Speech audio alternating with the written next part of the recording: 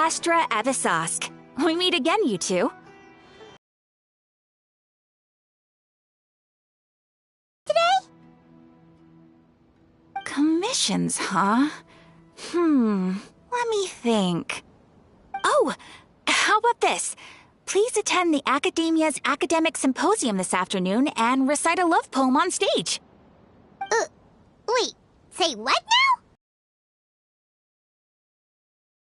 Camera to capture the reaction of the audience upon finishing the poem. Huh? What kind of commission is that?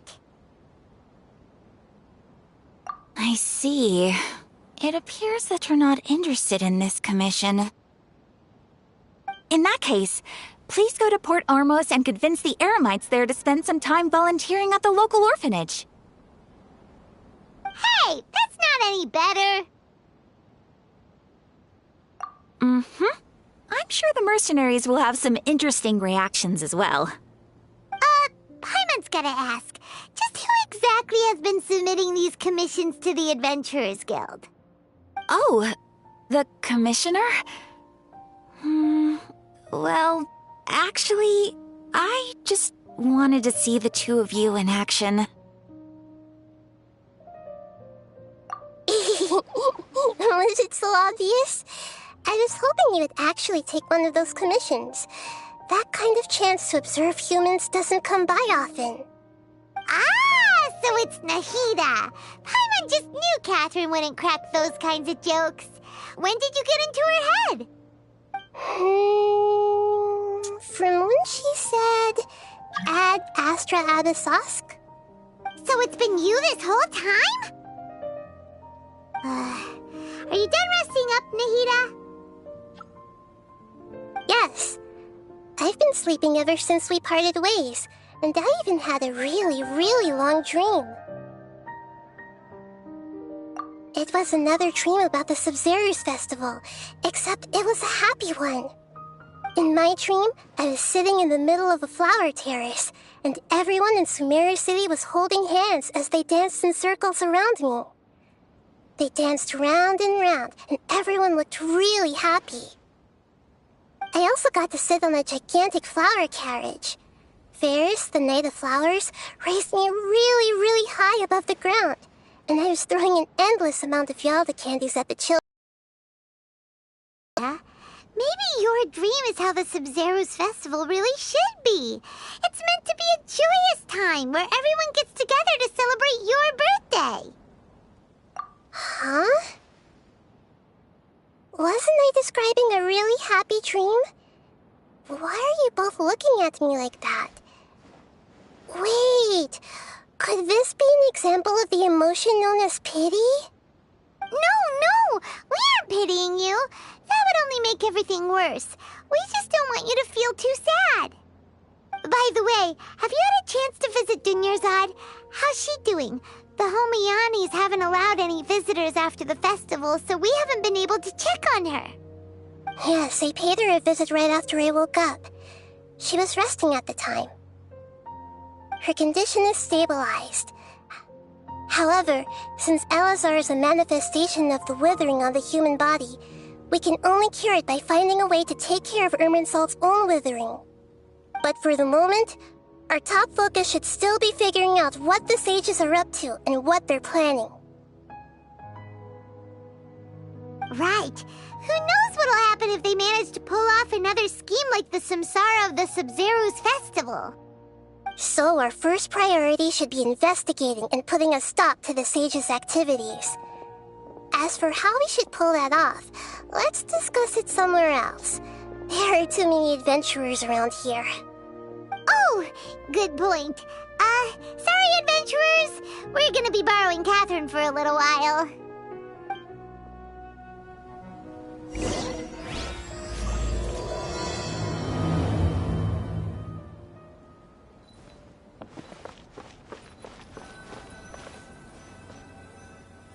Let's continue our chat here. Okay, so do you have any ideas on how we can investigate the sages, Nahida? Actually, I've already done a little bit of work on that. But for now, I want to hear your thoughts.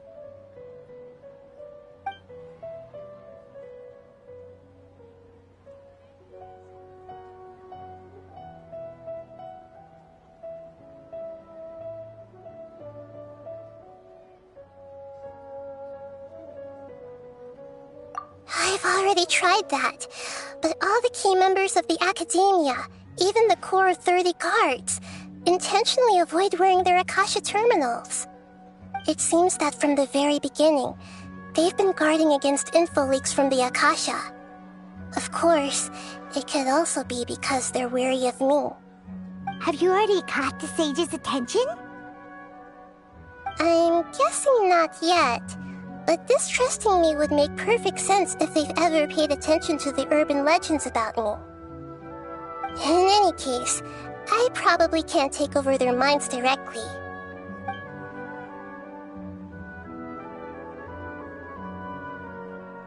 We're in the dark as of now. Since we still don't know anything about their goals, any rash move could tip them off and lead to terrible consequences. After all, every person in Sumeru City is one of their hostages. No way, that's too risky. You mean it'd be too easy to get caught? No, it's not that.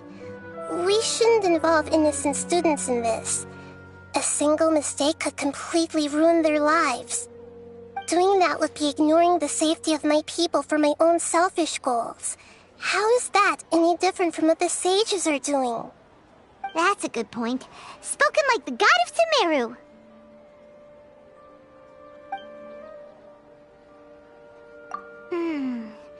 Are we really out of ideas? Nahida, you're super smart, so you already have something in mind, right? Don't keep us in suspense. Another theory from the Vahumana Darshan of the Academia? Rejecting impractical motions at the beginning of a planning session will give more weight to the actual proposal.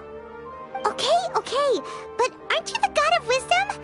You don't have to use that kind of gimmick to make us take your ideas seriously.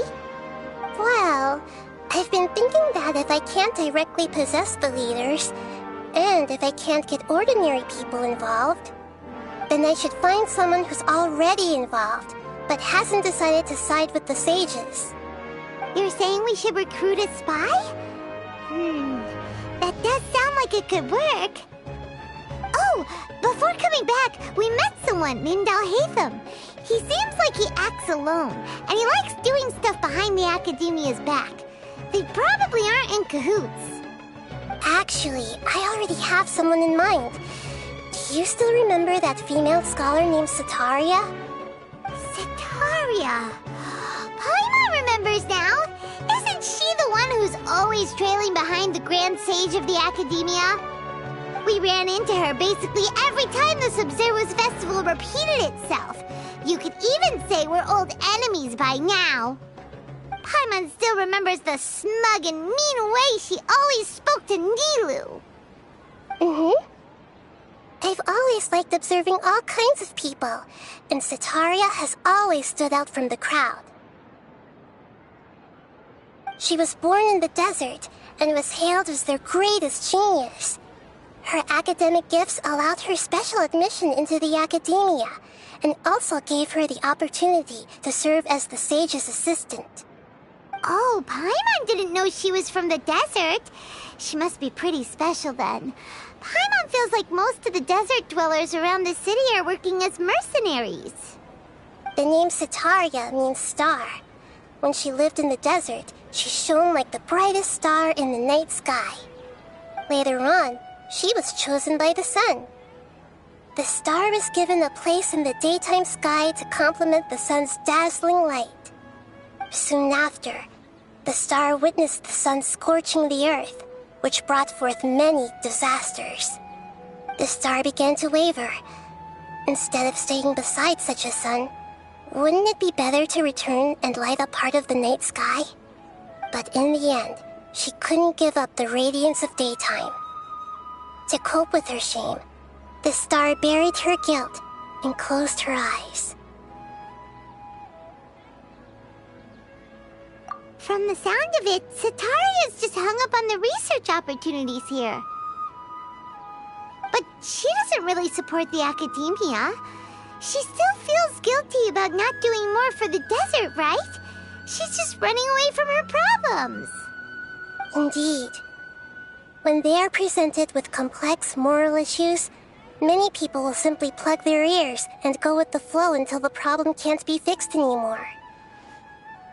She's suppressing a lot of guilt, but before she realized it, she had already become the sage's accomplice. She can't deny her part in their schemes anymore. Right. We must somehow make her face her problems again. That way, not only can we get useful intel from her, but she can also use it as an opportunity to redeem herself. From my past observations, Setaria will take a day off from the academia every 10 days to do some shopping in the city. Tomorrow afternoon just happens to be a shopping day for her. That'll be our chance. To prepare, let's go check out some of her favorite spots, and have a quick chat with a few of the vendors there.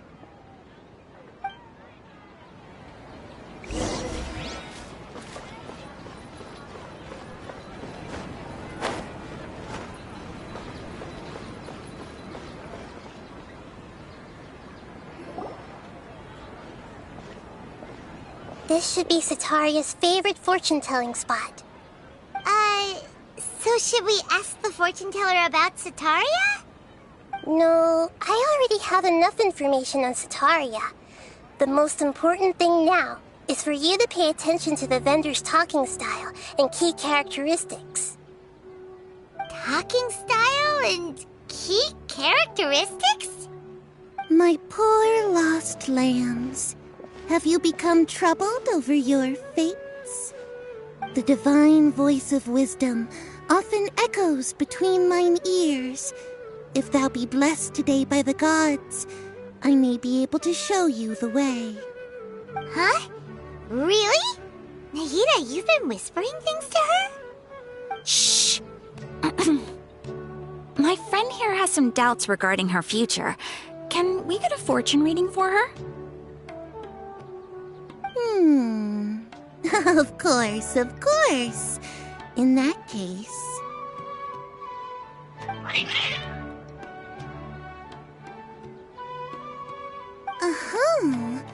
It would seem that Harut and Marut are quite wary of you.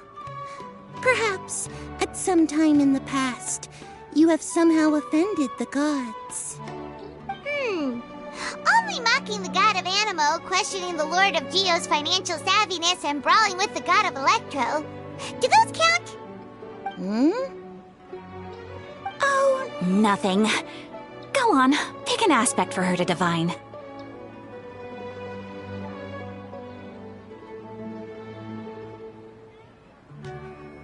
Love prospects? No problem at all.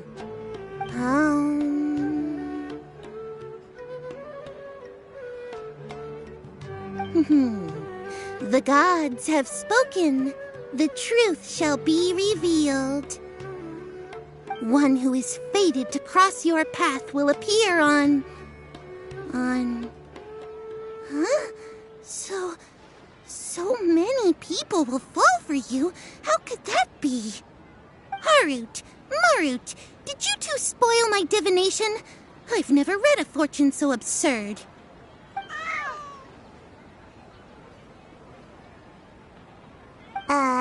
Actually, Paimon thinks this is probably the most accurate fortune-telling you've ever done. I admit that the orientation of today's celestial matrix is, suboptimal. As such, there will be no charge. Is that so? Well, that can't be helped. If you were to bring some food offerings for Harut and Marut on your next visit, perhaps they could help you reverse the wheels of fate.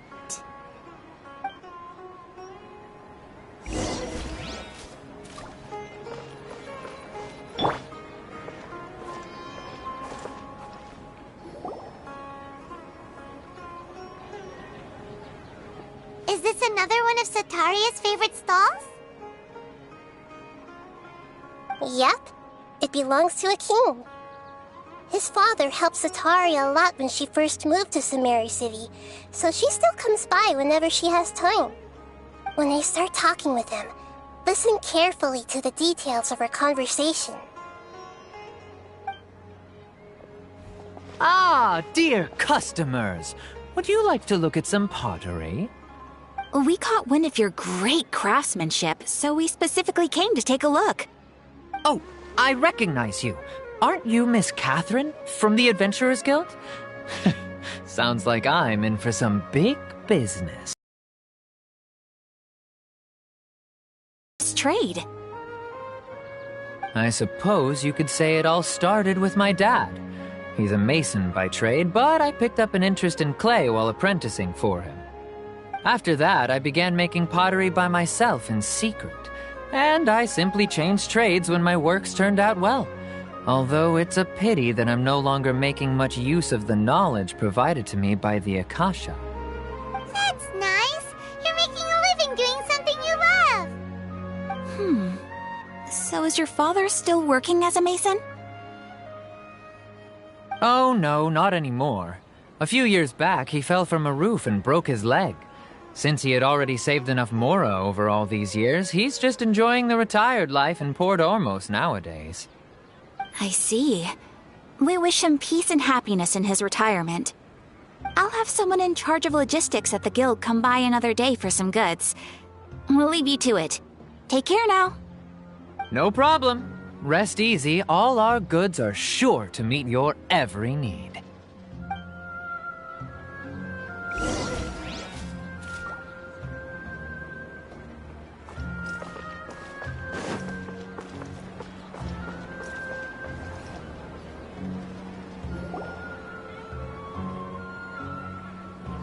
This should be our final stop. Sitaria's always thinking of this restaurant when she's working at the academia, so she always comes by whenever she's out in the city. Nahida, you've really thought of everything. It's my duty to protect Samaria's citizens, after all. Hi there. I feel like I've seen you down by the docks before. Huh? Sorry, I don't quite remember. If I recall, you were having a discussion with someone about shipbuilding at the time. Ah, that's right! I've always been really interested in feats of marine engineering. After all, I grew up in Liyue Harbor and spent my entire childhood staring at the ships going in and out of the port. I came to Sumeru to study, but failed to make it into the academia due to my lack of talent. But I'm still discussing all kinds of problems with different scholars, and I'm continuing to study and perform research from the restaurant's basement.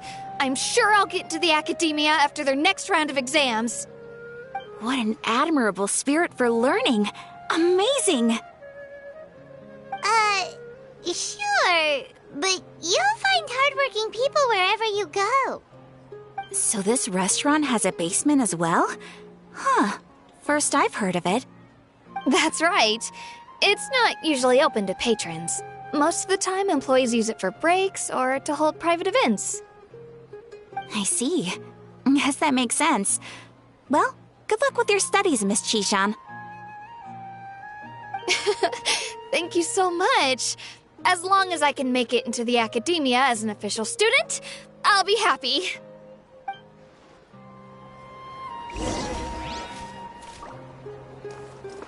So, was that everybody?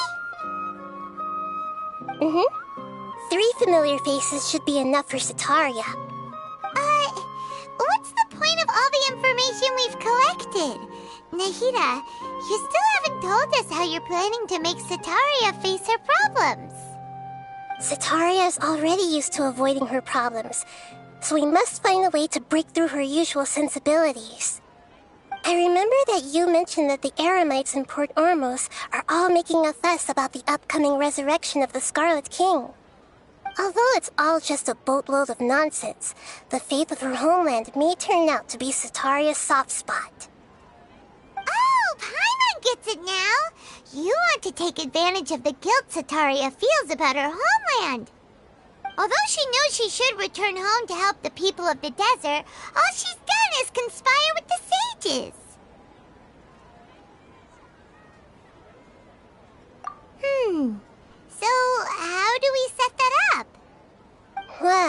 Scarlet King is long gone, and Sitaria is also too smart to fall for any simple tricks. If we simply engaged her under the guise of the Scarlet King's believers, she would definitely be wary of us, and we may not get anywhere. But if we were to borrow some of her close acquaintances to talk with her, her reaction would probably be very different. So, you mean you're going to possess those people we just talked to? Yep. Possess them through the Akasha. Imply that they've already converted to the faith of the Scarlet King, and then convey our made-up will of the Scarlet King. As long as everything goes smoothly, we'll get through to Sitaria for sure. She'll never guess that we had anything to do with it. Ah, so that's how you're going to use all the info we collected on these people. It's so that you won't slip up and break form. Possessing them will only work if you can manage to pass off as them. Exactly. So, best of luck with impersonating them. Huh? Best of luck? But we don't know how to possess anyone. That's no problem at all. I'll just share all their senses with you once I've possessed them. As long as you're also wearing an Akasha terminal, the effect will basically be as if you've possessed them yourself. Huh. That is pretty convenient. But why does she have to do this? Can't you do it yourself? Although I've been observing humans for a while, I've never been good at imitating them.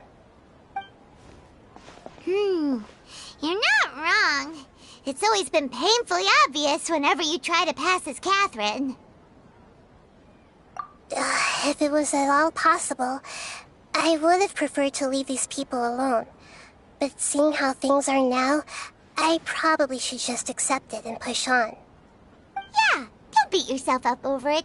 We're only doing this to help everyone, and we'll only be borrowing them for a little while anyway. Alright, then let's give it a go tomorrow afternoon.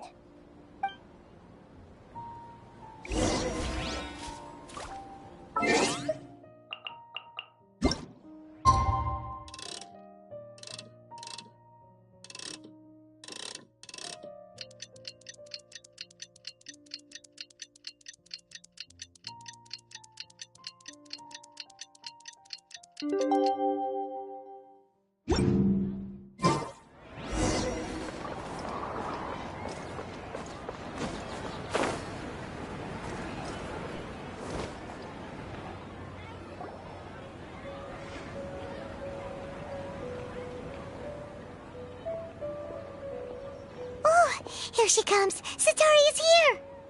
Let's quietly follow her. Once she starts talking to her acquaintances, we'll find a safe spot to begin possessing them. As for how we'll sway her to our side, I'll leave that to you. I trust you'll know what to say. Paimon's starting to feel kinda nervous. Okay, let's go. Looks like they've already started talking. Let's find a hiding spot and get started.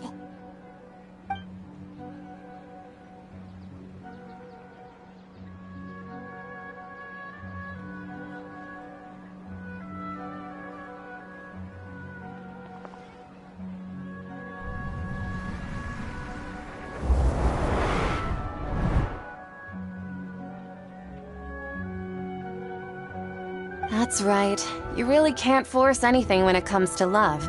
And besides, everyone around me has a very different background and outlook. Are you still listening to me, Nabia? Oh, of course I'm listening. You were talking about troubles with your love life, right? I heard everything you said. Okay then. You just seemed a little distracted for a moment there.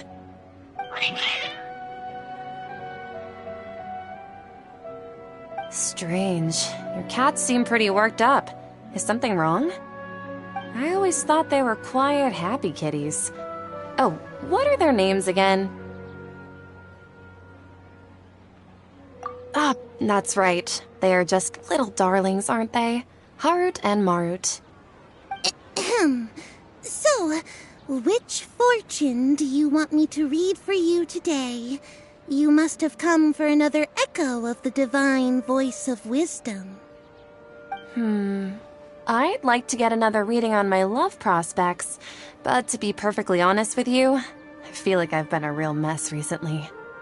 A mess? Well, could you do a reading on how long it'll take me to finish my current project at work? I really just want to get it over with. I hear you. No problem at all. The gods will reveal the truth.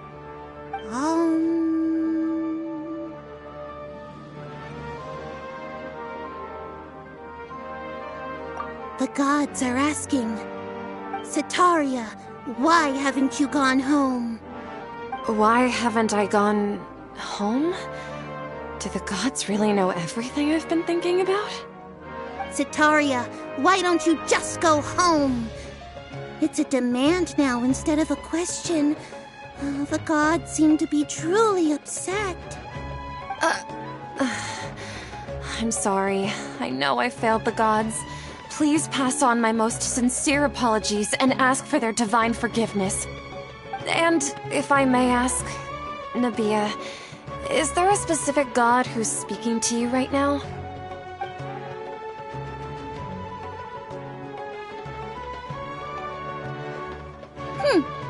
What an inconsiderate and naive question. The god who is speaking to me is, of course, the wisest and mightiest of all, the Scarlet King. The Scarlet King? No wonder he would make such a demand of me. Oh, wait a second. The Scarlet King passed away a long time ago. Even though news of the Scarlet King's resurrection has been spreading like wildfire, it's all just a misinformation campaign from the academia. How can the Scarlet King still exist in real life? What insolence! I am the Scarlet King's most loyal believer. Do you wish to refute his voice of wisdom? Oh, no. As a child of the desert, I am only reveling in his power upon learning that his divine glory has touched even this city. I will think very carefully about his demand of me. I'm sorry. I must go now. Wait!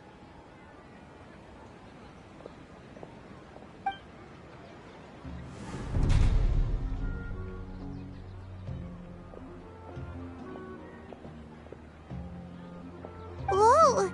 She just ran off in a hurry. She looked pretty upset, too. Well done. Setaria didn't seem to suspect anything amiss. To have something she's been trying desperately to avoid show up out of nowhere and berate her, that must have shaken her to the core. Aw, Nahida, it seems like you understand human emotions really well after all. All I know are some abstract Harvard-taught theories. And in any case, my time with you has shown a lot of them to be utterly useless. I'm still trying to make sense of everything. Anyway, enough of that. Let's hurry and catch up to Setaria. She's out of games now, right on cue. Let's get ready to possess him right away!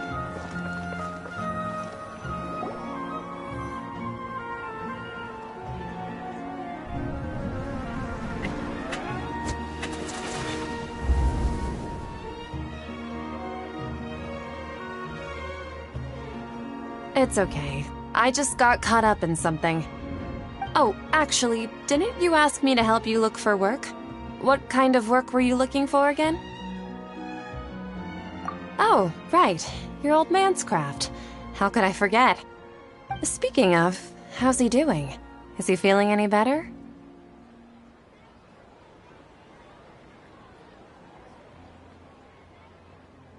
Huh?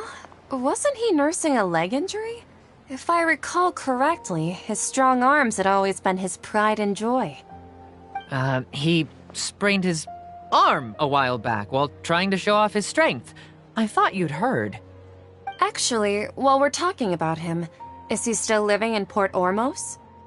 Yeah, he's been retired there for a while. If you could find the time, please write him a letter. Please pass on that recently, faith in the Scarlet King has taken root in Port Ormos and has begun to spread across Sumeru. He has a quick temper and has always been a devout follower of the Dendro Archon, I don't want him to get into a fight with those Scarlet King believers because of a difference in beliefs. Oh? So who are you siding with in all of this? The Academia or the Scarlet King? I'm so jealous of you. You were born a child of the desert, yet you chose to betray the Scarlet King, and now you spend all your time with those crooks from the Academia. Akeem, you don't mean you've also become a believer of the Scarlet King? What's so strange about becoming a believer of the wise Scarlet King? In fact, aren't you the strange one? The one who still can't pick a side? Can't pick a side? Me? Whoa! Paimon had no idea you'd be so good at this! You really zeroed in on the issue and put it right in front of her. It might feel a bit overwhelming for Setaria. But once everything is over, I'll be sure to pay her a visit to her mind and explain everything. Anyway, let's keep going.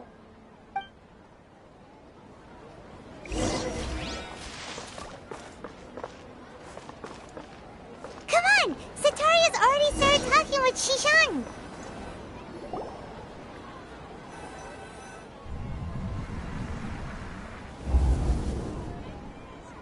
So, Shishan, have you noticed anything weird in the city lately?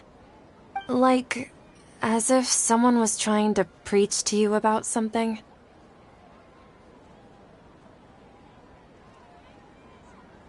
Oh, right. Speaking of strange things, I celebrated the Sub-Zerus festival so many times that I lost count. That was really weird. Wait, how could you be aware of that? That should be impossible. Nothing in the report indicated anything like that. Are you still failing to realize that the Academia's lowly tricks could never deceive all of Sumeru's citizens? Shishan, don't tell me that you've converted to the Scarlet King as well! What an absurd question. Believer of the Scarlet King. In reality, shouldn't you be the one who is ashamed? You, who works side by side with the Academia and treated people as nothing more than experimental subjects? Please, please stop! Even now, Setaria's still trying to run from her problems. She can no longer justify everything to herself. Hey, she's trying to talk to the guards! What should we do? This is the most important part of all. Quick, get ready. Mercenary, you're a member of the Corps of 30, correct? Please help me pass a message to the Matra right away. The situation in the city is getting out of control. Please, try to remain calm, miss. Tell me what's happening in the city. Heretics are infiltrating the city, and they've already converted many residents to their side. Heretics? What kind of heresy are you talking about? The Scarlet King! Many people I know have suddenly started believing in him, but he's long dead. It's impossible. Miss Setaria, nothing is impossible. You know my name? The Scarlet King is immortal, and all who defy him will one day pay the price. You must face the truth, Setaria. You tread a treacherous path, and the longer you ignore it, the tighter the Academia's grasp on you will become, and the deeper you will be ensnared. Child of the Scarlet King, never forget that the desert that belongs to you lies elsewhere. What's so strange about becoming a believer of the wise Scarlet King? In fact, aren't you the strange one? The one who still can't pick a side? What an absurd question. You make it sound like I should be ashamed for becoming a believer of the Scarlet King. Setaria, why haven't you gone home?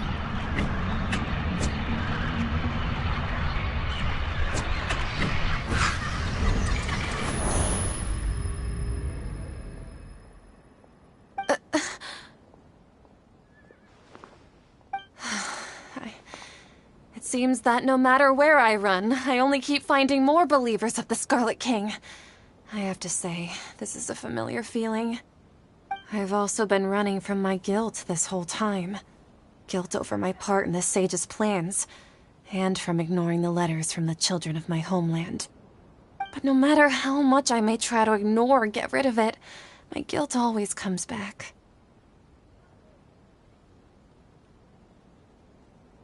You won't necessarily lose your research opportunities by facing the truth. Besides, did you really want to conduct your research while carrying such heavy feelings of guilt? How do you know me so well? Are you truly just a believer of the Scarlet King? Or are you the god himself? That's not important. The important thing is to pass judgment on the academia and its sages, and to correct their mistakes. If you could provide some assistance in this matter, perhaps it could serve as a form of atonement.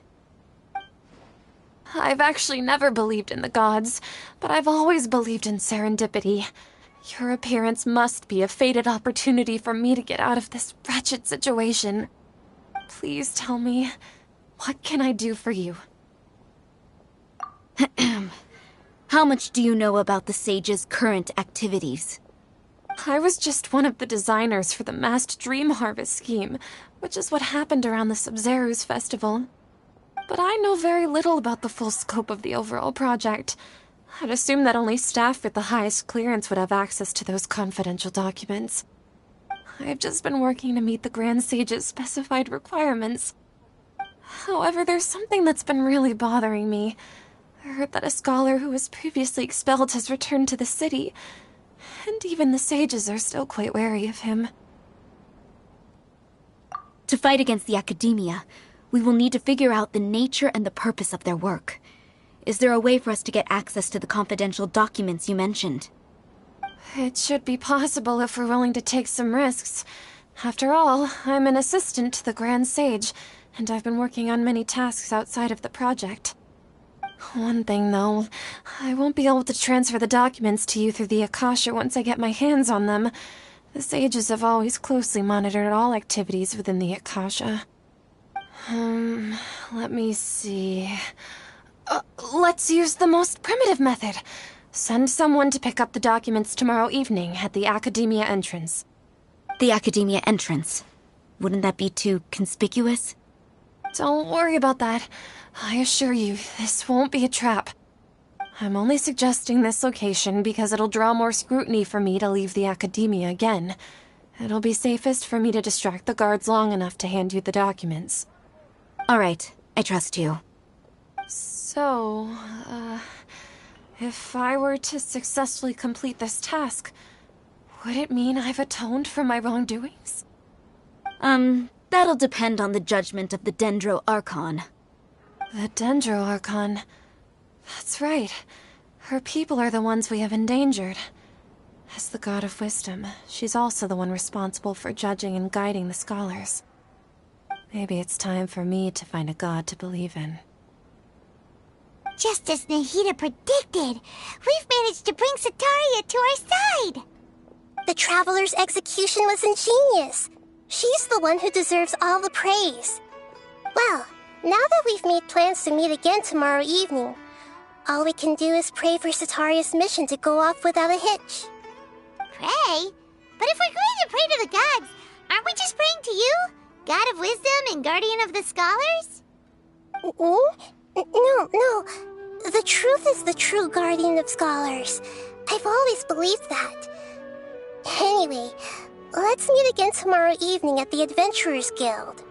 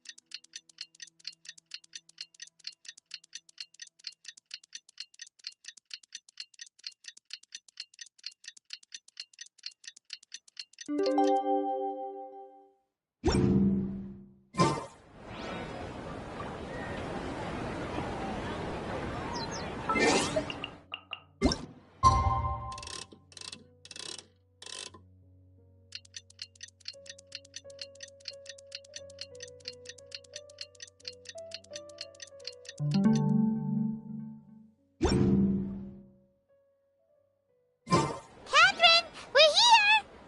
Oh, you are the other Catherine, right? That's right. I suppose I'm the other Catherine in your mind. Shh! We're on a secret mission tonight, so we need to protect Catherine's identity. Yep, Paimon's right. We cannot fully rule out the chance that the meetup tonight is just a trap. If something were to happen, my existence may be the only trump card we'll be able to play. After all, the academia should still be unable to confirm the existence of my consciousness in the outside world. Yep, exactly, just what Paimon was thinking. Anyway, enough about that. Let's just make sure to be on our guard.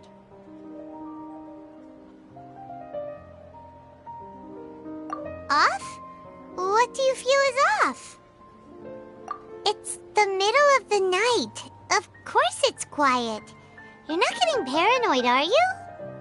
No, I think she's right. It really is a lot quieter than usual. If you look around, there seems to be fewer people on the streets. I'm not sure if this is the case for the entire city, though. Huh. Maybe it's just a coincidence. Maybe Sataria figured out a way to not only distract the guards, but also to get everyone to go to sleep early, just so we can exchange the documents in peace. I also can't quite figure out why things feel a little off. But now that we're here, let's go ahead and meet her as we planned. Well, regardless, as long as you're here with us, Paimon feels a little safer.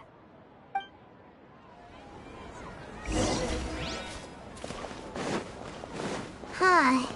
There really aren't many people out right now. Let's hope it'll be this quiet in front of the academia, and that Sataria managed to distract all the guards.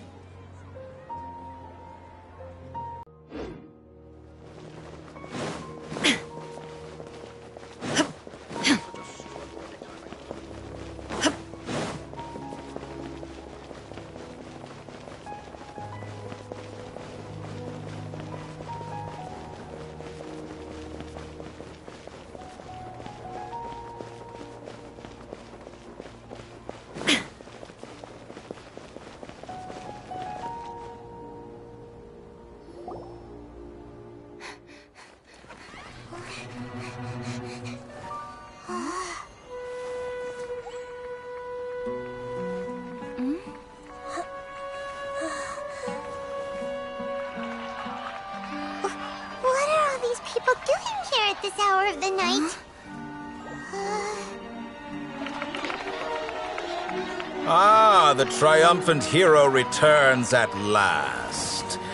And to a rather spectacular welcome, even if I do say so myself. You're the outcast, expelled from the academia. Indeed I am.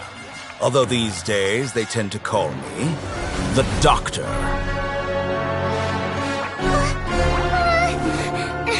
If you're looking for your researcher friend, she has already been taken into confinement. With some basic caution, she could have discovered the listening device on her person. Clearly, she lacks the degree of rigor expected of a true scholar.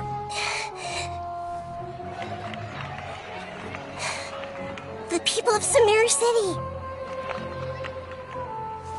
What have you done to them? I simply made some minor adjustments to their Akasha terminals. Now they can deposit information directly into the subconscious. As you can see, all these lovely people now believe this traveler is a hero who has just saved the world. My experiment is a success. And now it seems they can no longer hold back their sheer adoration. No, what should we do? These are all just regular people. Leave now. You need to get out of here. But that guy's a Fatui Harbinger. We can't just leave you here. Nor can I abandon the people of Sumeru.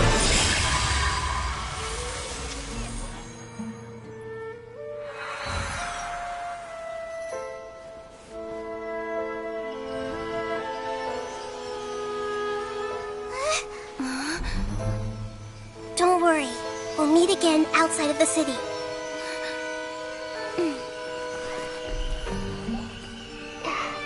I see. You appear to have overridden their mental faculties with your own consciousness. To possess such a powerful mind, you must be the god of wisdom.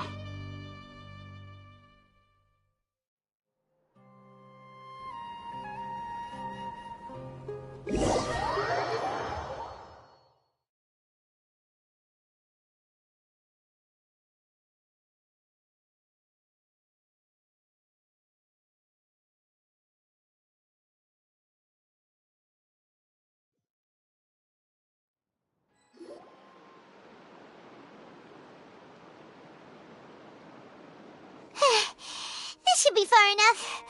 Whew. Paimon needs to catch her breath first. Is Nahida going to be okay? We only made it out because of her. Paimon wasn't counting on running into a new Harbinger here, let alone such a high-ranking one. That guy was number 2. So scary. He called himself the Doctor. Remember, Tainari told us about him.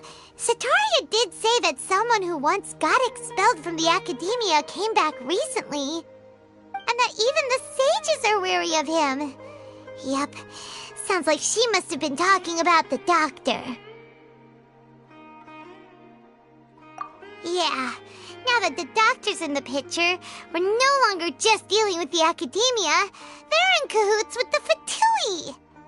But what are the Fatui after this time? Another Gnosis? Yeah, things would be a lot easier with Nahida's help. Nahida said we'll meet again outside of the city. But we can't just keep waiting around, right? You mean... Oh, right! Wasn't he invited by the sages to work on some project when we were staying with him in the Vidia Forest? That has to be the same project. Even though he turned it down at the time, he might still know something. There's no time to lose. Let's go to Gandharvaville.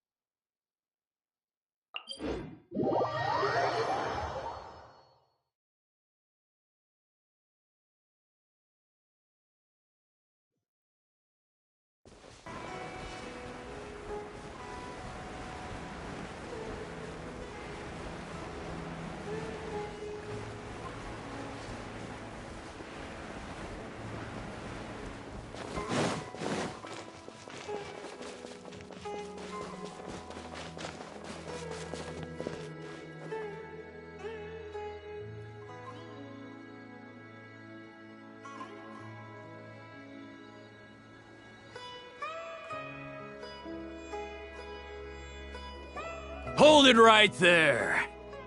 A blonde-haired traveler and a floating fairy. We've got you, all right. Take a look around. You've fallen right into our trap. Are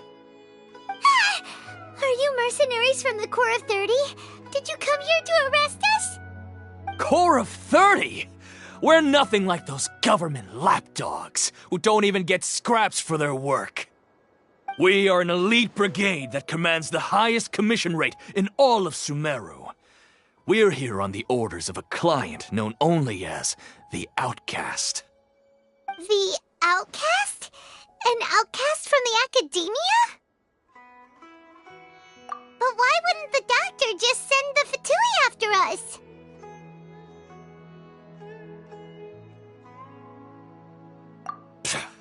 Still wasting time on idle chit-chat. We'll shut you up soon enough. Get them! You're up, Traveler! There is no escape! Wind strike! Yep, ta. Need more. Time to go!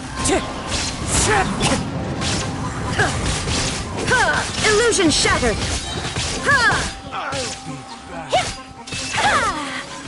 Take flight. It isn't over yet! Here comes reinforcements! That was pretty rough. Is that what elite mercenaries are like? Yeah, looks like we'll have to keep our guards up. But this doctor guy seems like a pretty tough opponent. He knew exactly where to set up an ambush. Did he predict that we would try to find Tainari? Going up against smart people is tough. Anyway, let's keep going.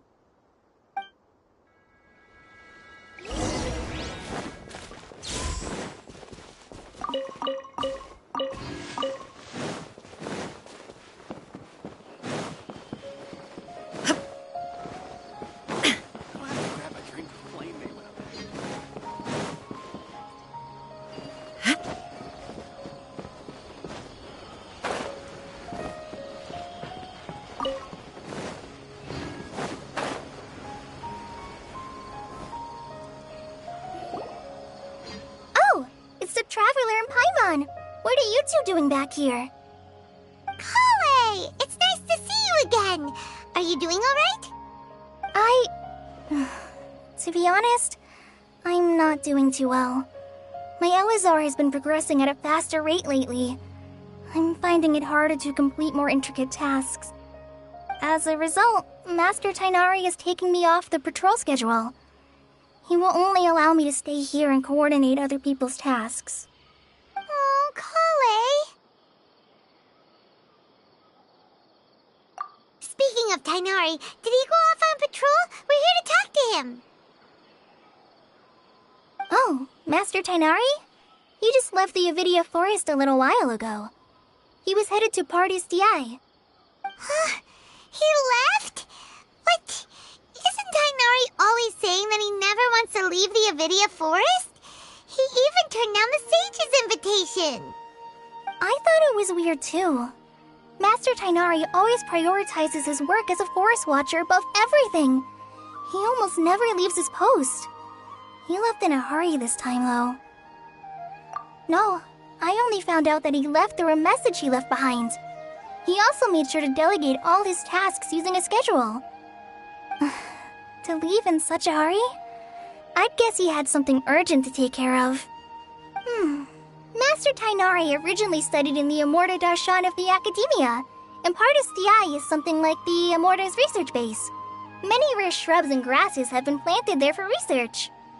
I know that before he became a forest watcher, Master Tainari once spent a long time conducting research at Partis DI. A research base, huh? Gotta wonder what kind of research Tainari just decided to work on all of a sudden. Oh, we don't have a lot of time, so let's go look for him at Party's DI.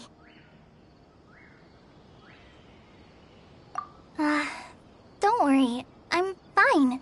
I'm used to living with Elazar by now. If you run into Master Tainari, please send him my regards. Got it. Will do. See you later, Kale.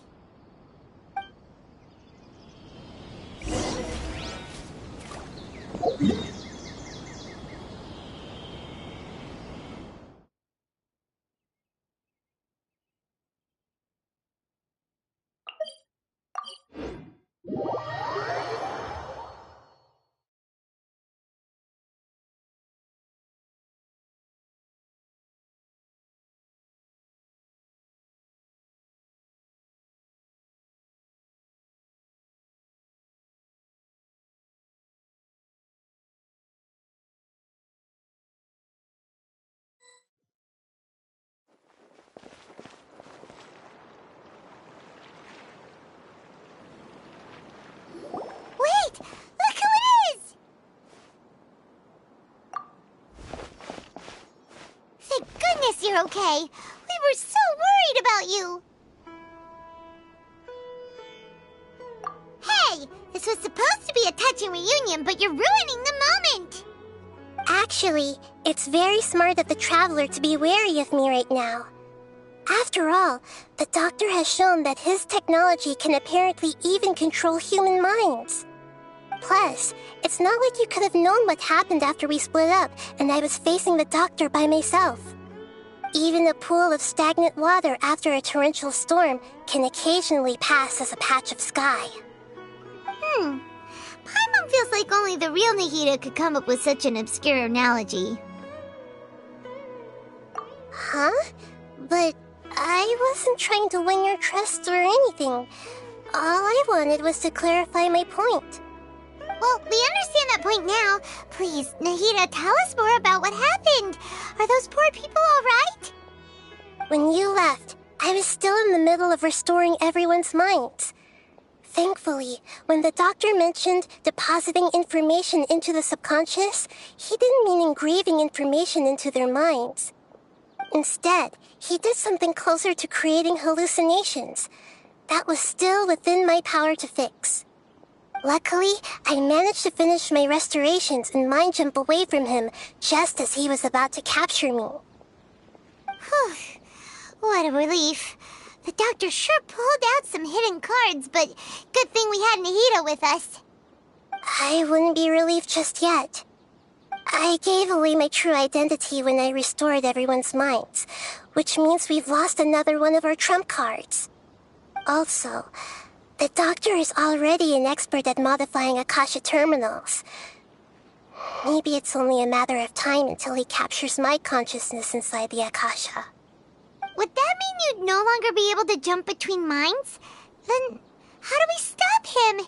He's still at the Academia, so it's possible he already started messing with the Akasha. Ugh, it feels like he's toying with us. What a nasty piece of work. Plus, the Doctor's combat ability alone is apparently enough to make him worthy of being number 2 of the Fatui. We shouldn't give up hope just yet. Let's try to find another way to attack this problem. Actually, Nahida, how did you know we were trying to get to Party's DI?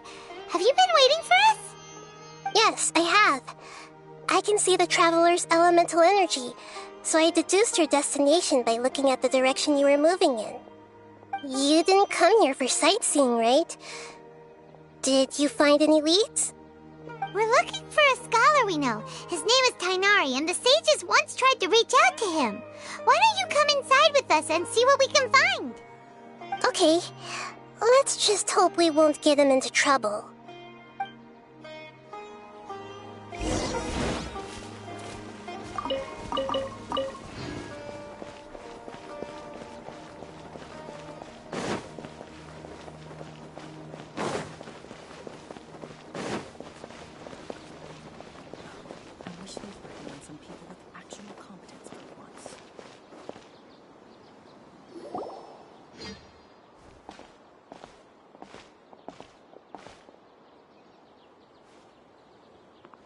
Traveler?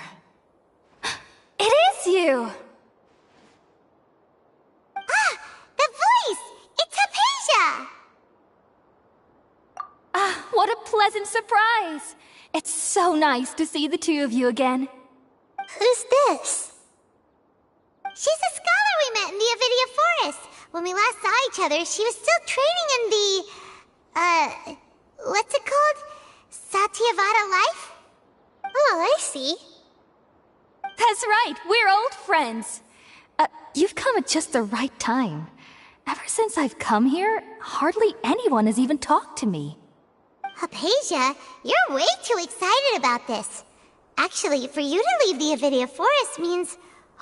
you're not in training anymore? Wait, no. Did you already finish your training and reach Pariporna life? What do you think? My consciousness has already managed to make contact with the divine. You did it! Congratulations! It's so exhilarating to share this sublime joy with others at long last. when my consciousness made contact with the gods. Ah, what a supreme and unparalleled experience that was! That sounds incredible! Oh, alright. Actually, please wait. I haven't forgotten my promise to you. Remember? I promised to help you understand what you saw from Irminsul once I gained deeper insights. My current self has not only gained true insight, but I can even help you establish a direct connection to the consciousness of the divine. You can do that? I've never heard of anything like that, but if you want to give it a try, I'll do my best to protect your consciousness during the process. Hold on. I brought some spirit-born ale with me. This is still a crucial part of the ceremony. We're using that incense again? All right now. Hold my hand. I'll help you establish a pathway to connect your consciousness. Okay. Ready?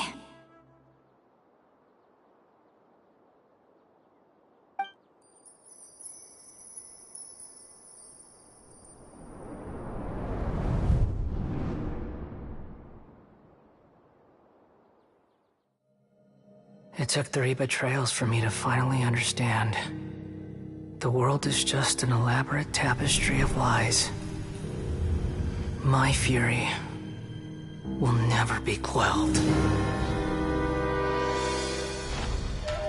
The first to betray me was a god.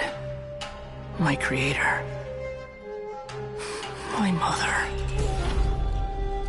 Valuing strength above all, she saw no worth in me and I was discarded. The second was a human. My family. My friend. Consumed by fear, he saw me as an abomination. The third was one exactly like me. A hope for the future. A fledgling barely out of the nest. Powerless before his mortality, he broke his promise to me. Humans, they can't be trusted. And the gods fill me with pure loathing. So I said good riddance. I denounced the world and laugh in its face. My chest will never again be defiled by worldly filth. I will scrub away every last trace of human emotion. Then it will be empty, a blank slate, and ready to receive a supreme gnosis, brimming with pure divinity.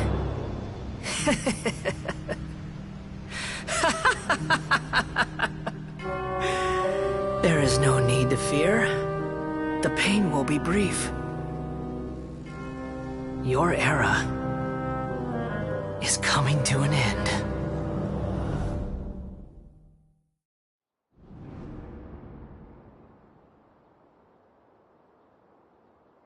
What was that?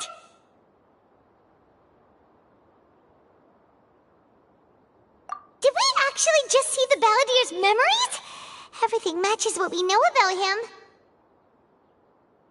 But how is he connected to the divine consciousness that Hypatia was talking about? You saw it, right? You felt it, right? Such a majestic god! Such a noble will! Such sublime emotion! Alas, shame. If only that which beats within my chest wasn't a filthy mortal heart. Oh, great and merciful God, please grant me forgiveness and salvation. Do you understand now? I'm afraid this is no Puripurna life, but rather... Ah! You! Why are you so mean to me? Why is everyone hiding from me? I found divine wisdom. Shouldn't I receive praise and honor? Haven't I uncovered that light in the darkness? Hypatia? That's how I always thought everything should be. Wait. Have I already lost my mind?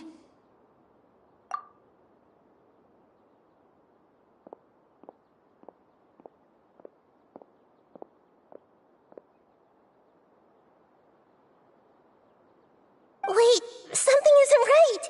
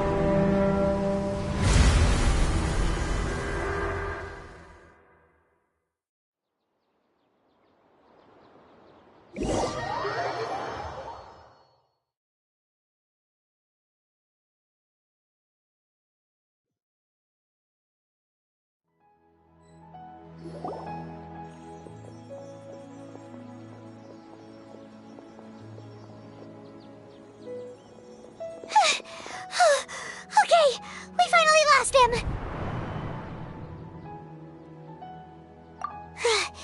Are you okay, Nahida? Wait, no. Something feels different. You're back! Oh, the Traveler's back? Nahida was controlling your body for a while.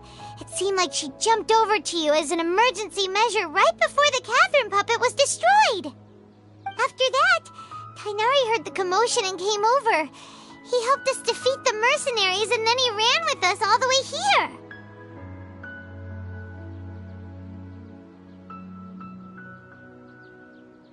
What? You swapped places? You mean your consciousness also went into Nahida's body? Wait, then where is Nahida's consciousness? Where is she now? I never imagined that an individual's consciousness could be transferred around like this. Had I not seen it with my own eyes, I would have never believed it. I don't think this can be achieved with current human technology. Also, while we were running, the consciousness in your body told me to pass on a message. She said, "The doctor has found a way to trap my consciousness, so I can't journey with you anymore. But even in a moonless night, a shower of starlight can still drown out illusions and lies." Oh no! Nahida's trapped in the sanctuary of Surathana for good this time. Was that message all she left for us?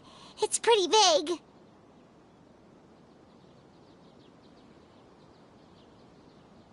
Oh, that makes sense. Since the doctor captured her, she won't be able to say anything without him knowing. She's being extra careful. Even in a moonless night, a shower of starlight can still drown out illusions and lies. Huh. Paimon knows the moon illusions and lies are from the alchemical divination at the Sub-Zeru's festival. Didn't Nahida use a starlight analogy before? It had something to do with Sataria.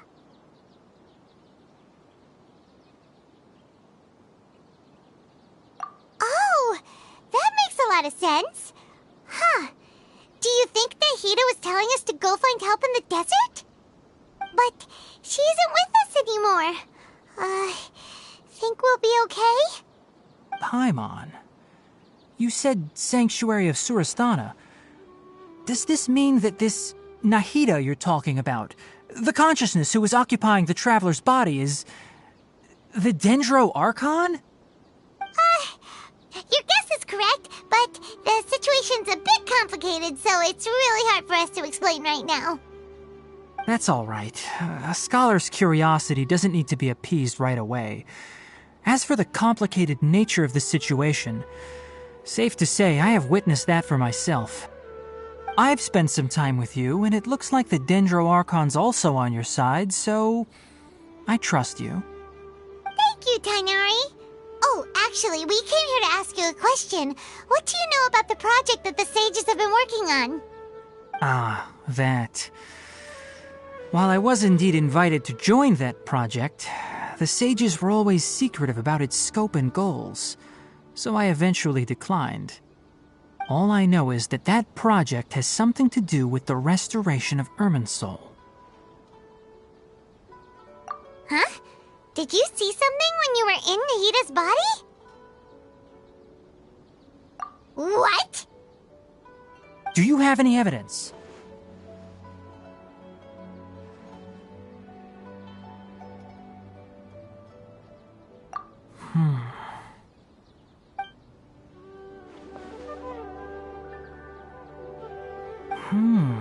So that's what happened.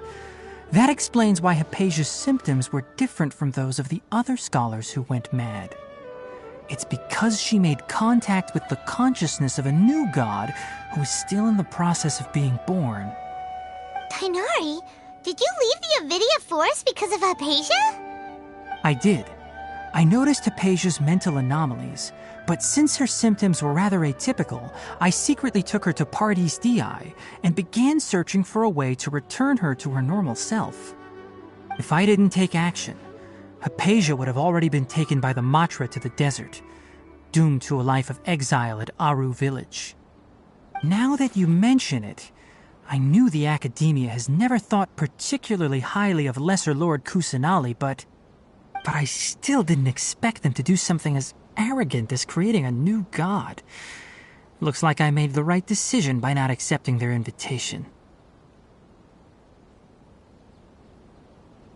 The Doctor and the Balladeer. We have 2 Fatui Harbingers in Sumeru. Sounds like we're in for a bad time. From your description, I don't think they've completed their project.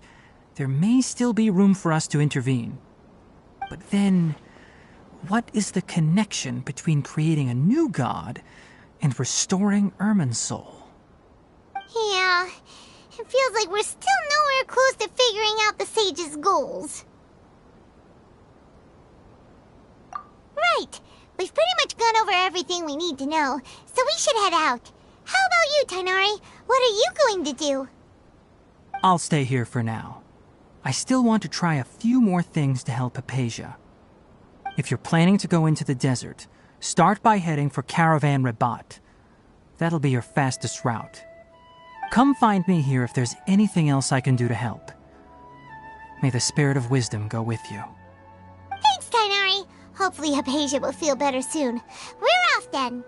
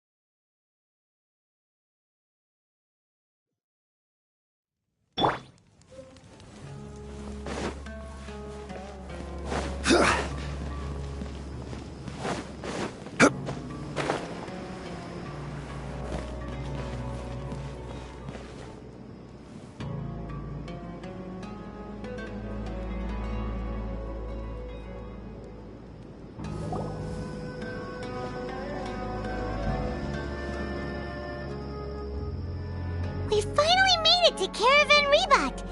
It's pretty lively here. So, just past this wall is the desert, huh? Oh, wow. Paimon remembers hearing people call this the Wall of Samiel.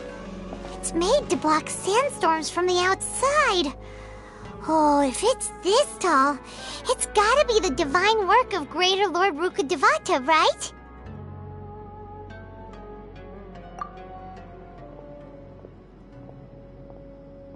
Enough gawking. Come on, follow me. Huh? Over here.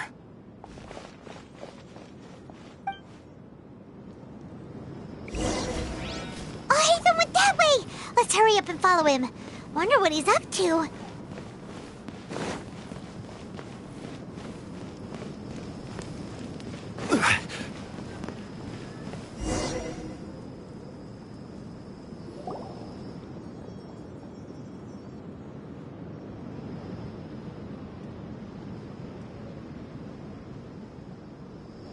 What the...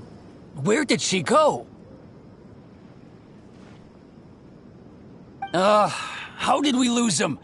They were just here a second ago.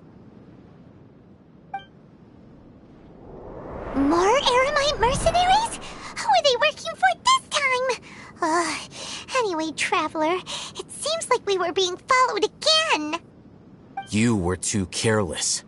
You should have noticed those hopeless amateurs trailing you a long time ago.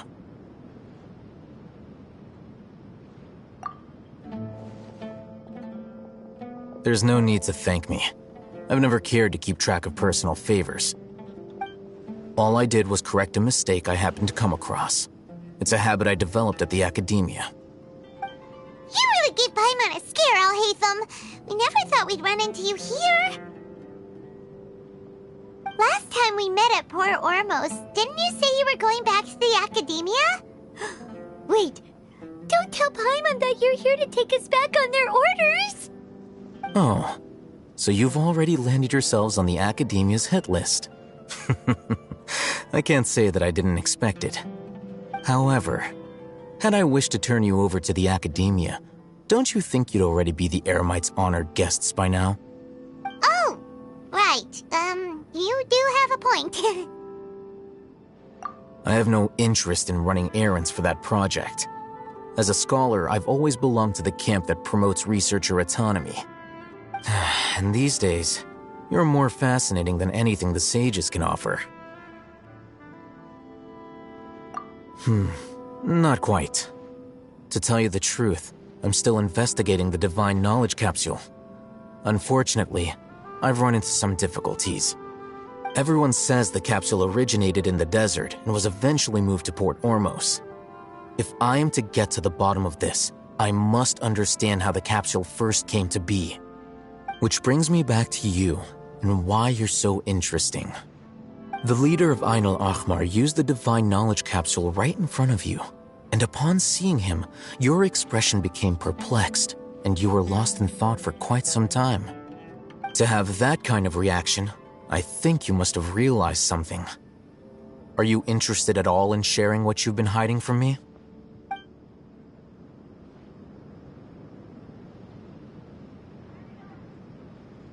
Alhaitham, you really have a ridiculous eye for detail.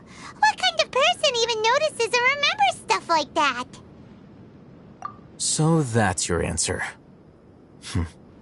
Well, I do work for the academia after all.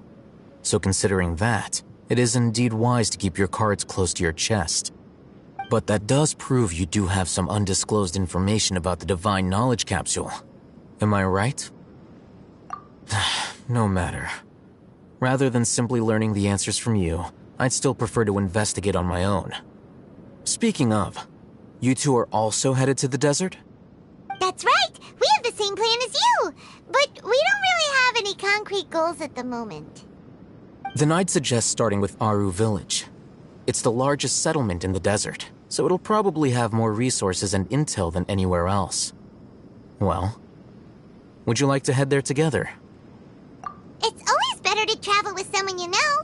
Let's go!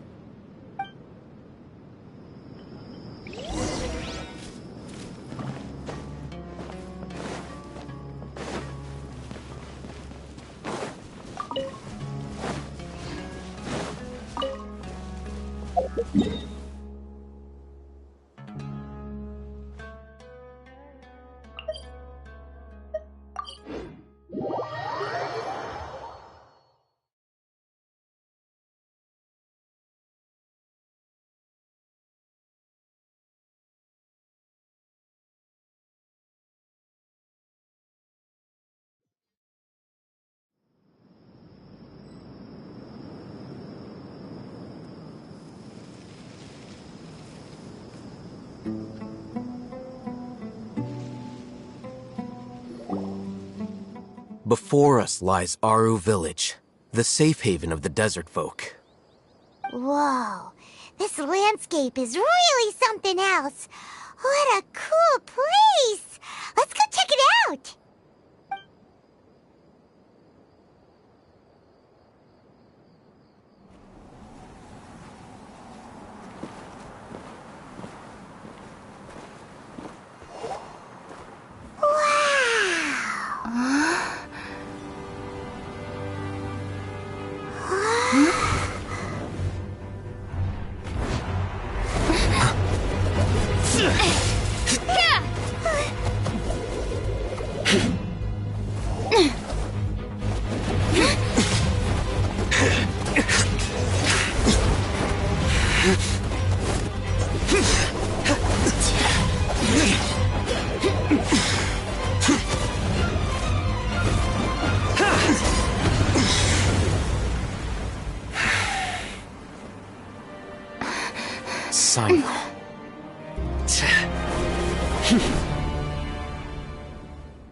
Unless my memory fails me, we have barely spoken 2 words to each other before now at the Academia. Would you care to enlighten me as to when and how I invited the General Mahamatra's wrath? Oh, Hatham. Do not think you can escape my judgment, just because you managed to escape my attack. Judgment? So that's how you'd characterize your actions here, is it? Or would elimination perhaps be a more accurate description? Had I used my full strength, not even this traveler would have been able to stop me.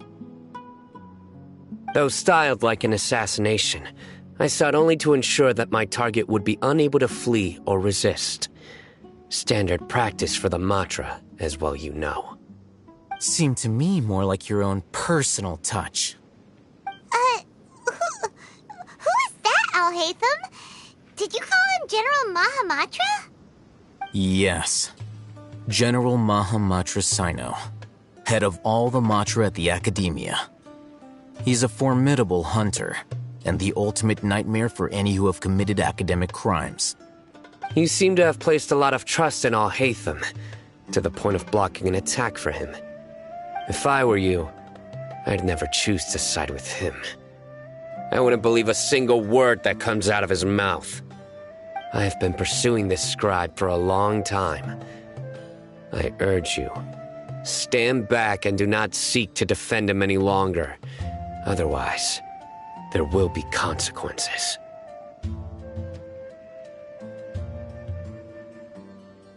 Has Alhaitham done something wrong? Paimon doesn't think he's as bad as you've made him out to be. I won't waste my breath explaining things. Alhaitham, I saw it during our fight. Take it out. The divine knowledge capsule you're hiding on your person. Unless you want me to retrieve it for myself. Very perceptive of you. Nothing escapes a Matra's senses. Wait, the divine knowledge capsule? Didn't it fall into the Matra's hands in Port Ormos? No wonder you speak with such confidence, Sino. But I must admit, I'm very curious. What does this capsule mean to you? And why, as General Mahamatra of the Academia, are you all alone in the desert? As far as I'm aware, the other Matra have been speculating about your disappearance. Have you been given a mission that's, let's say, morally dubious? If I was the real target of your mission, what was stopping you from simply using your authority and resources to judge me within the walls of the Academia? I should have known you'd be difficult to deal with. You two? Ugh! What should we do, Traveler? Paimon feels like we can't trust either of them! Ahem. Well, look at you two, acting all tough and self-righteous over there. Wait, Dia?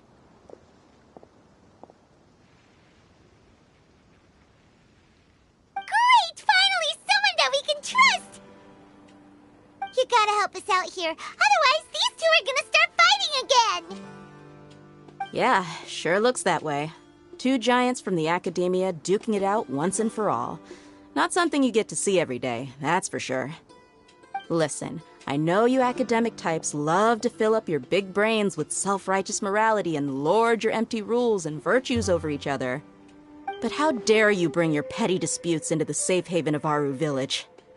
It seems like someone's gonna have to beat some sense into your thick skulls until you finally learn to respect these grounds.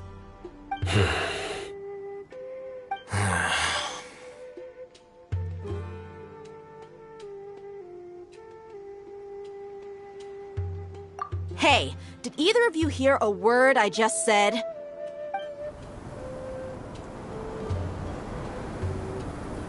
Whoa, what's going on? The wind's so strong! Is this a sandstorm? Paimon's gonna get blown away! Another sandstorm? What's up with these recently? Hey! All of you, over here, quickly! We have to take cover! Someone's calling for us! Oh, this wind is too strong! Let's get over there! That sounded like Candace. Come on, you two. Jeez, are all of you academia folks such hard work? Move it! All right, stop yelling.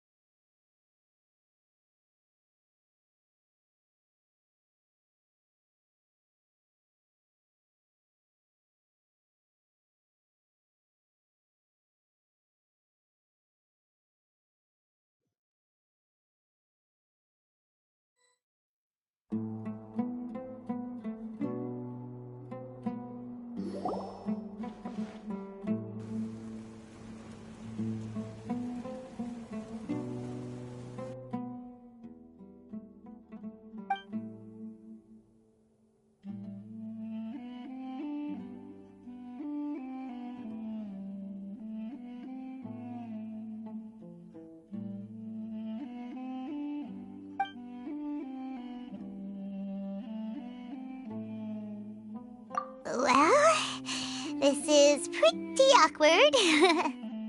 Hey, wanna play sardines with three people who wanna tear each other limb from limb? Sure, why not? Sounds fun. The air is so thick and heavy. Paimon can hardly keep floating anymore. My sincere apologies, everyone. This is the home of our village chief. I will have to ask you to make do with this small room until the sandstorm dies down. Please, let me introduce myself. I am Candace, protector of Aru Village. Our savior has come at last! Nice to meet you, Candace. The name's Paimon. Thank you so much for helping us. There's no need to thank me. It's only right to help each other when the weather gets rough. Wow, she's so gentle and caring, like a nice older sister. Unlike those guys over there. All right. Now that we're all better acquainted, we should return to the topic at hand. As a guardian charged with the responsibility to protect my fellow villagers from harm, I was observing your conflict from afar, even before the sandstorm started. And now that you have set foot within our village itself, it is all the more my responsibility to make absolutely sure that you pose no threat whatsoever to us. So please, have an honest and sincere conversation with one another, and put your hostile feelings to rest. If anyone dares to start anything again while they are under this roof, I will not hesitate to send them out for some quality time with the creatures of the sandstorm. Oh, on second thought, Paimon may have misjudged Candace's character. And that goes for you too, Miss Dia. Do I make myself clear? All right, we got it, Candace. That's what I like to hear. So, which of you will begin? I was supposed to be a mediator, but I might have gotten a little too involved just now. Anyway, one of those two should probably start talking. Wait, that was you trying to be a mediator? I have nothing to hide, so there's no shame in explaining myself. While Alhaitham wasn't wrong about the other Matra not knowing my whereabouts, it's not because I've been assigned a morally dubious mission. Rather, I've chosen to exile myself. Huh? Exile yourself? A little while ago, I discovered that there was data missing in the Academia's project planning and development files. What little they did report clearly did not match the project's actual progress. As General Mahamatra, I had the responsibility and authority to request an audit. However, to my surprise, the person responsible for the erroneous data was none other than Grand Sage Azar himself. I tried to investigate the issue myself before submitting a formal audit request, but I soon found that all leads and potential pieces of incriminating evidence were carefully concealed from me. I began to realize that they were cautious of me from the very beginning. Unsurprisingly, the Grand Sage rejected my audit request as soon as the submission reached his desk. He even said to me, "The power of the General Mahamatra is granted by the sages. You have no right to judge us." So they really are up to no good. I realized then that to the Grand Sage, the Matra are nothing more than tools for the sages to assert and maintain their control over knowledge. The vows that we took, the principles that we strive to uphold, they are meaningless to the academia of today.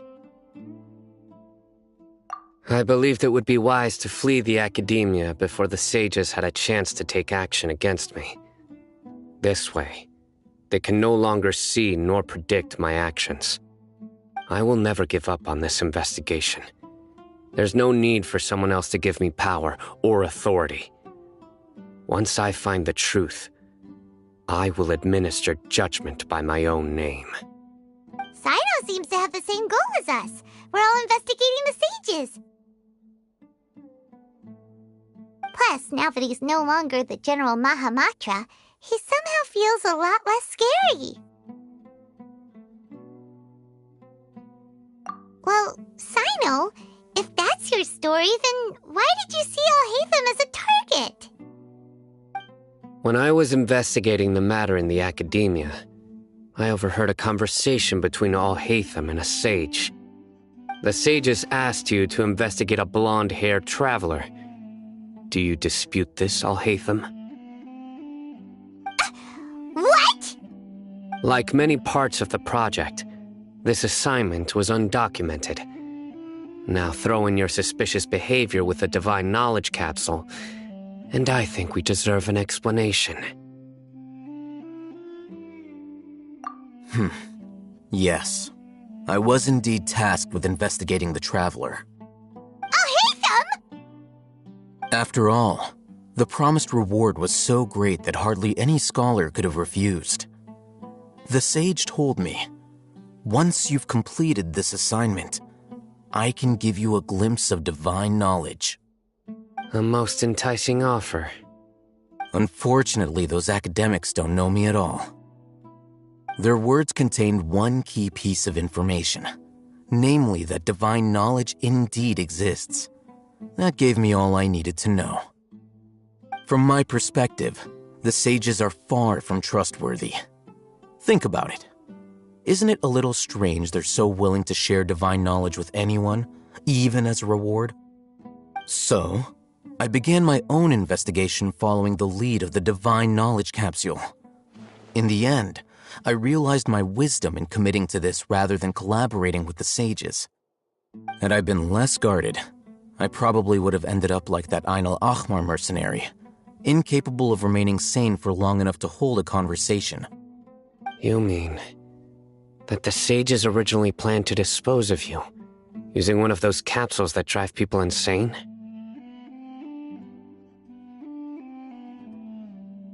I'd already given up on the assignment by then. I only told the Academia I was waiting in Port Ormos for you to appear so they wouldn't suspect anything.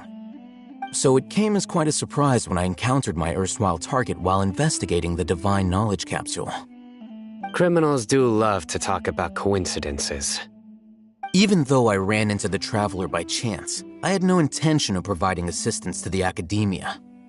Also, you should remember, you were the ones who decided to follow me and strike up a conversation after I left that tavern. That's true.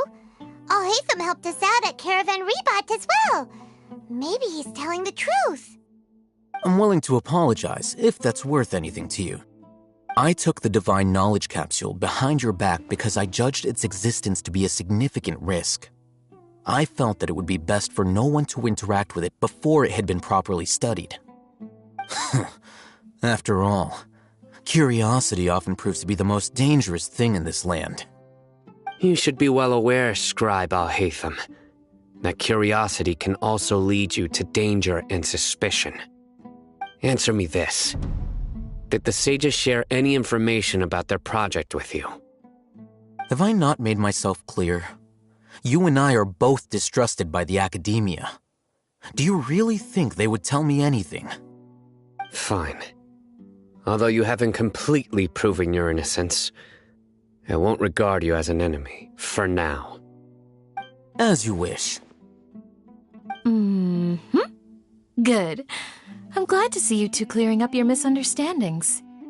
And now you, Dia. I believe it's your turn. Oh, sorry. Whatever the boys were talking about must have been so boring that I spaced out. My situation is pretty straightforward.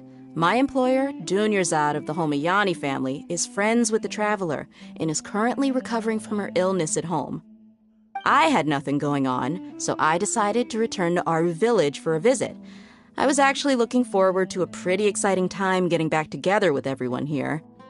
But then I saw these two random guys in the middle of a pointless argument. It ticked me off, and things went downhill from there. Is that all? Well, I will admit that definitely sounds like your style. In that case, welcome back, Dia. That's more like it. I missed you all so much, Candace.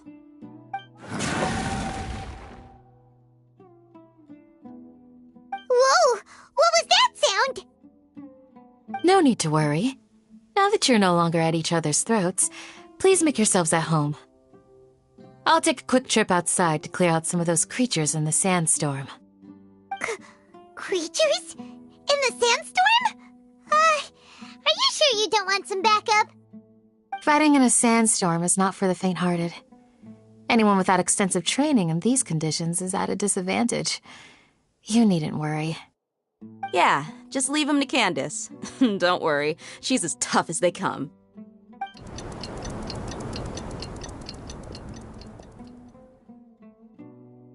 The wind's died down. That means the sandstorm's over, right? Candace still isn't back yet, though. Is she alright? Maybe we should go out and check on her. When you put it that way, even I'm starting to feel a little worried. All right, let's go. We've been here long enough, and the boys are as chatty as the floor.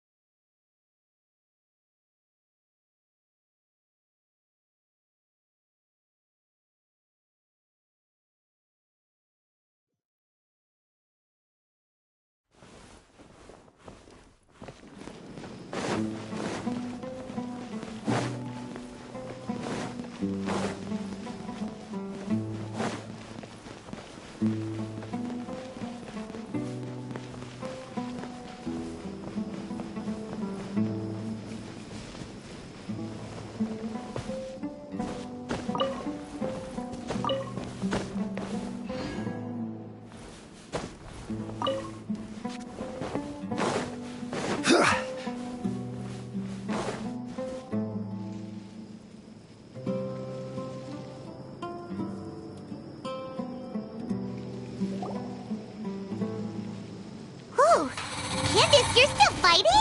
You've been out here dealing with these creatures the entire time? Yes. They just keep coming in waves. I've lost count of how many I've defeated. Before I realized it, even the sandstorm had stopped. Ah! Here comes another wave! Leave this round to us. I got interrupted earlier, but now I have something to take my anger out on. It's been quite a while since I've seen the Flame Mane in action. I'll leave these to you then. I'll be sure to put on a good show. Let's go!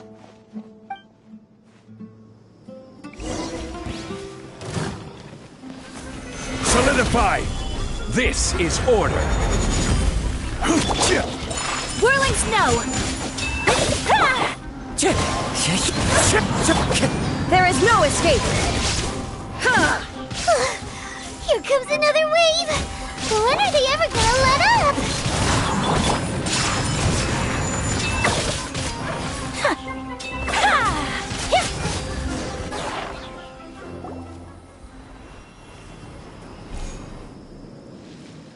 The creatures stopped appearing. Was that the last of them? What we fought just now was probably the aftermath of the sandstorm. So we should be safe for the time being. Well fought, everyone. No injuries, I hope. Huh? Who are you? Ah, my apologies. I haven't had a chance to greet you yet. I had my hands full taking care of the village's elderly and children. I am the chief of Aru Village. Everyone usually calls me Uncle Anpu.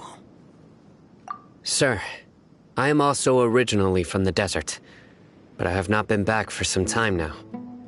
May I ask if such sandstorms are common? I can't say they've always been common, but recently the storms have become increasingly severe and frequent. Besides sandstorms, we also occasionally get earthquakes.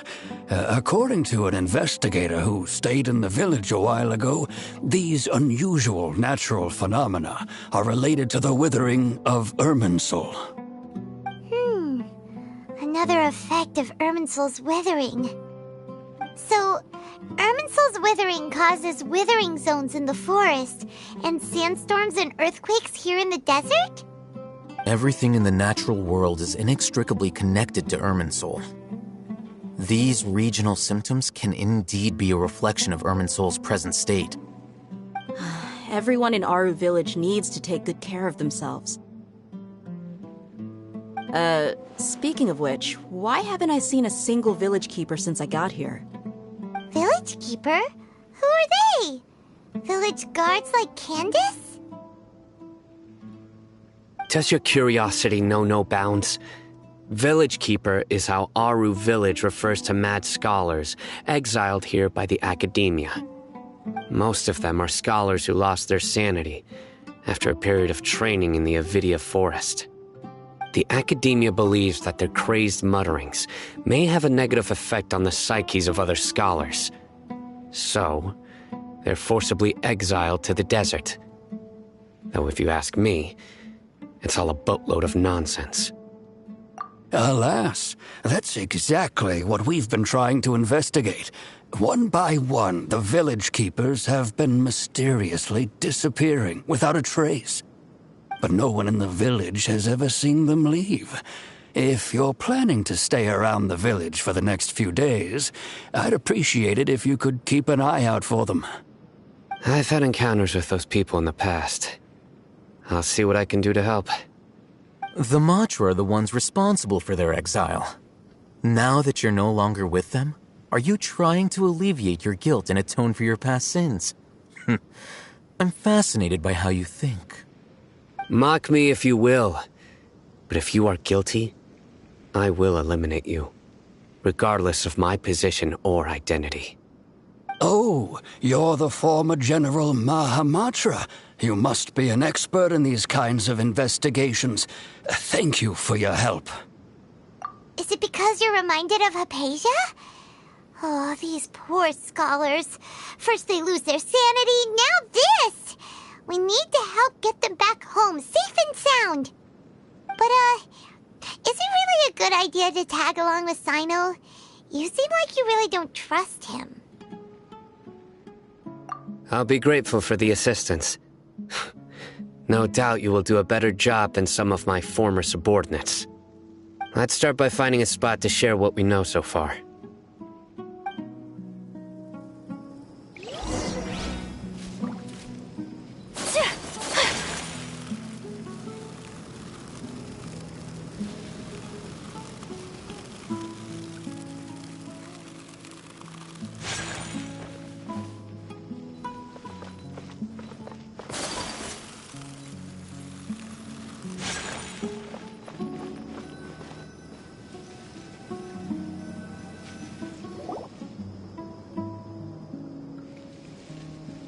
Although I've sent myself into exile, I'm still doing essentially the same things as before. Do you still have any questions for me before we start our investigation? One of my former subordinates told me that this title has its origins in a strange incident. The Academia has long exiled mad scholars to Aru Village. A mysterious phenomenon exists here. When mad scholars first arrive, they are as incoherent and deranged as before. But after spending some time here, they invariably begin to calm down. Initially, the people of Aru Village greatly resented having to take in the mad scholars. But a strange incident one night changed that. Aru Village was struck by the strongest earthquake in living memory.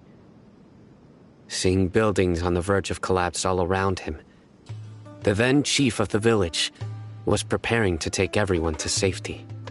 Suddenly, he noticed a mad scholar crouching in a corner, caressing the ground with his hands. A soft, green light radiated from him, like a divine glow against the backdrop of night. Despite the powerful tremors that ripped through the ground that night, all the houses remained upright, almost as if they had grown roots reaching deep into the ground. In the end, not a single building collapsed, and no one was hurt.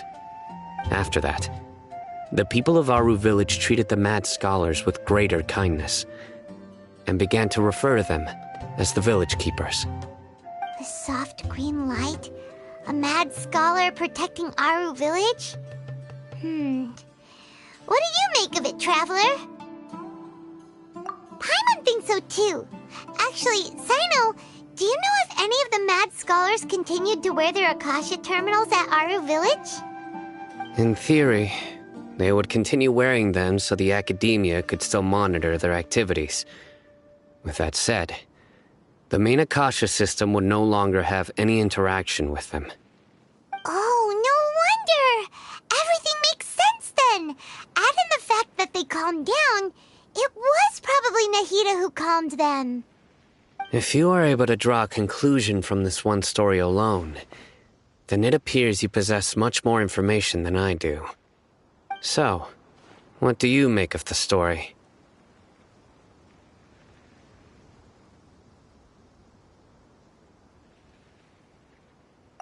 Really? Lesser Lord Kusanali. What? You don't believe us? Lesser Lord Kusanali was definitely using the Akasha to give her power to the mad scholars! No, it's not so much that I don't believe you. I'm just struck by your reasoning.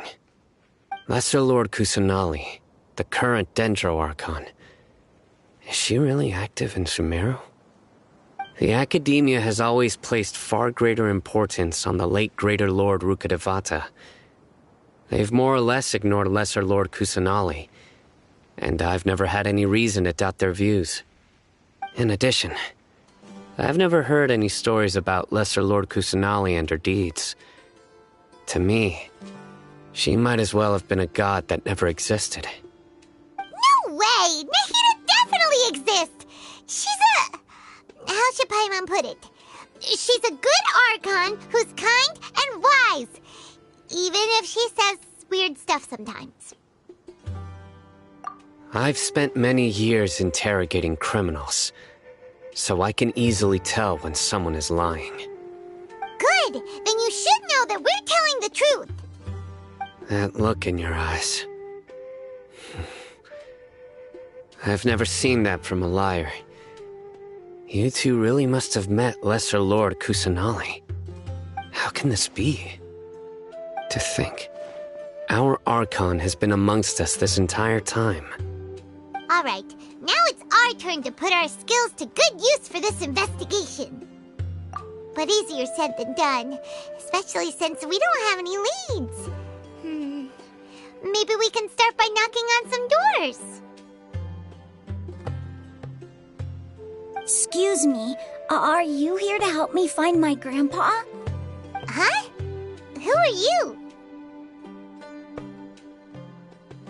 By the sounds of it, a resident of this village.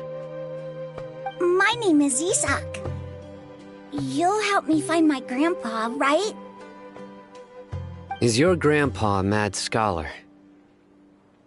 Hey, don't say that. Grandpa is just Grandpa. Why do you have to call him that? It's not like he's a bad person or anything. The person you're referring to is not a local, yet you are. Why do you call him Grandpa? Grandpa is just Grandpa. He's my family. I heard everything you said to the village chief. Please, you gotta take me with you. I want to find my grandpa. I swear I'll help. I won't be a nuisance. Ah, so you're the one who was eavesdropping on us around the village chief's house. I was planning to go out and take care of whoever it was, but I had a vague feeling that they didn't harbor any ill intent. Whoa. Hatham wasn't kidding about Matra having sharp senses. Sino, he's just a kid.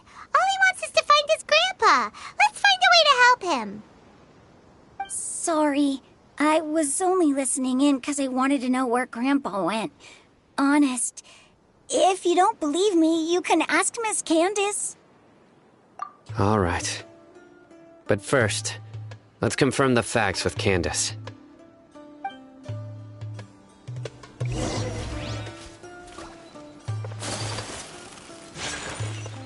Grandma, is the Scarlet King really coming back from the dead?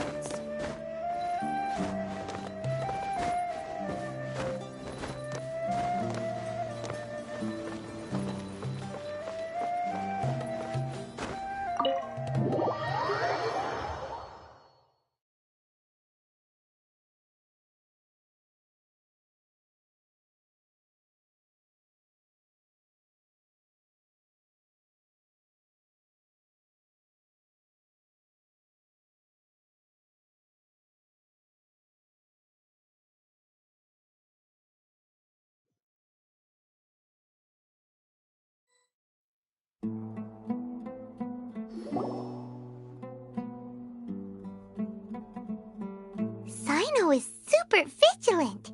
Is this what all the Matra are like? Ah, you're back already. We just wanted to confirm something with you. Do you know a boy by the name of Isak? I had a feeling he'd go looking for you. Huh? You knew this would happen? Yes. Although he tried his best to stay hidden, I still noticed him eavesdropping outside the window. He really wants to get his grandfather back. Isak's parents were both Eremite mercenaries who rarely returned to the village after finding employment in the city. He was raised by his grandfather. Unfortunately, it was only a few years before his grandpa passed away. Isak was still very young at the time, so various families in the village took turns caring for him so he could survive. Later, an elderly mad scholar arrived at the village. Isak thought the scholar bore a striking resemblance to his grandfather, and thus often spied on the man. However, the scholar was unkempt in appearance and incoherent in speech.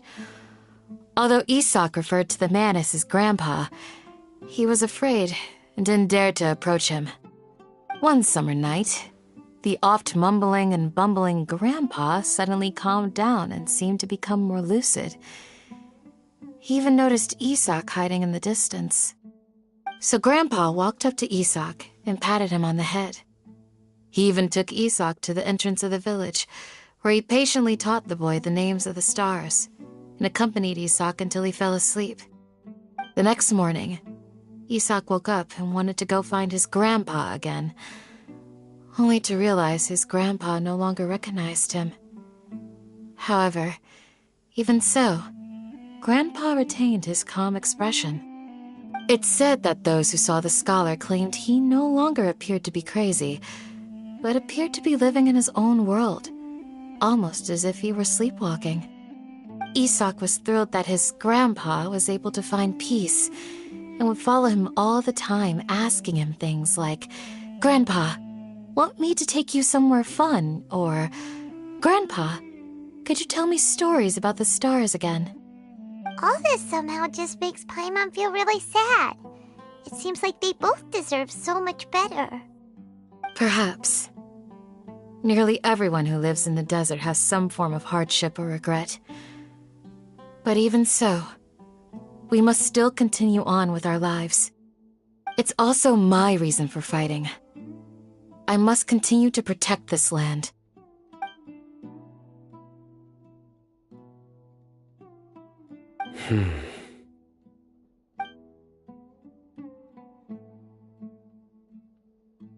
Maybe the people have always had a considerate god watching over them. Huh? What did you say, Sino? No, nothing. As long as Esau keeps his word and doesn't get in our way, we can take him along. Perhaps you are more compassionate than I gave you credit for. Please accept my thanks on Isak's behalf, Sino.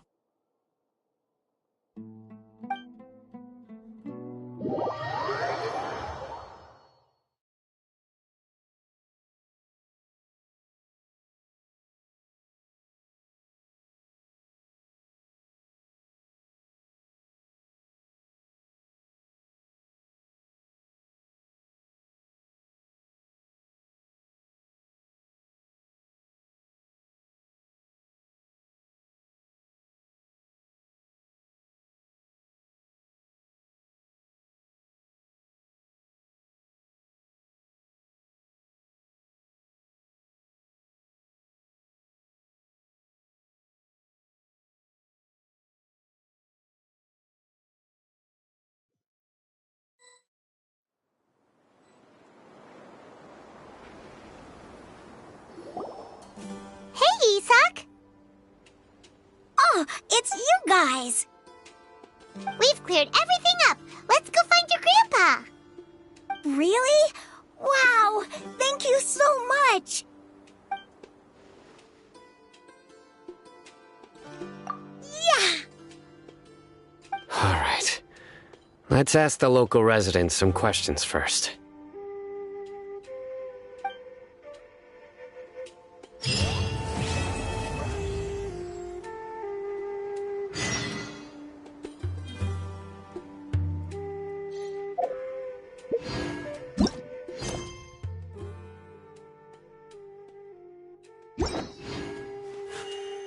A blade embraces its duty, as a jeweler cherishes their gems.